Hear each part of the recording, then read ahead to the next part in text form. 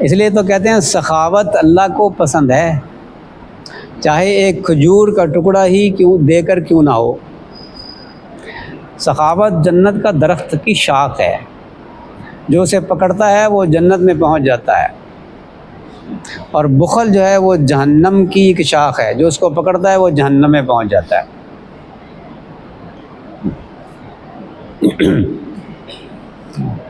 اور کوئی اللہ کا ولی جو ہے وہ سخاوت کے بغیر اللہ کا ولی بن ہی نہیں سکتا۔ سخی ہوتے ہیں اولیاء اللہ، بلکہ میں یہ کہا کرتا ہوں یہ جو صرف باتیں ہیں نا کہ اللہ والے وہ ہوتے ہیں جن کے دل میں کسی کے لیے حسد نہ ہو، اس کا تعلق بھی لوگوں کے ساتھ ہے نا۔ حسد نہیں ہوتا کسی کے بارے میں اللہ والوں کے دلوں میں۔ اللہ والوں کے اندر تکبر نہیں ہوتا، عاجزی ہوتی ہے، وہ دوسروں کو اپنے سے اچھا سمجھتے ہیں۔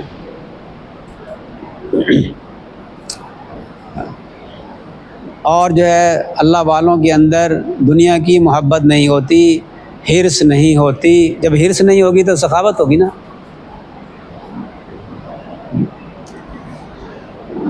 یہ صفات ہوتی ہیں اللہ والوں میں۔ اگر کوئی شیخ طریقت ہو نا،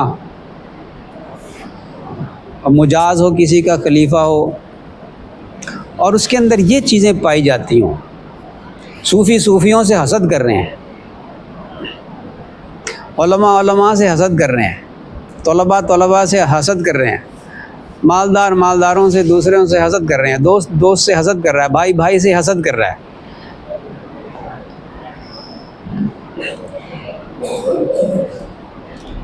تو لوگوں کا دوسرے لوگوں کا ایک دوسرے سے حسد کرنا تو سمجھ میں آتا ہے، لیکن صوفیہ کا ایک دوسرے سے حسد کرنا سمجھ میں نہیں آتا۔ اس لیے سمجھ میں نہیں آتا ہے کہ صوفیہ کی تو محنت یہی ہے کہ باطن سنور جائے، تو باطن تو سنورا نہیں ان کا، اس کا مطلب ہے سلوک طے نہیں ہوا۔ یہ بات اچھی طرح سے ذہن نشین فرما لیں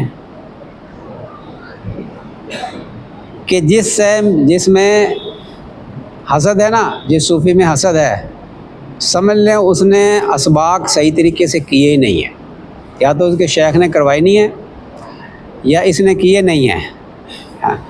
اس لیے کہ چوتھے سبق میں جا کے حسد ختم ہو جاتا ہے، لطیفہ خفی میں جا کے حسد ختم ہو جاتا ہے۔ اس نے اسباق کیے ہی نہیں ہیں، اس کو خلافت اہم ہی مل گئی۔ اس لیے ہمارے مشائخ متقدمین جو ہیں وہ مراقبہ معیت سے پہلے تو خلافت دیتے ہی نہیں تھے، نسبت کی طرف اشارہ فرما دیتے تھے جب مراقبہ معیت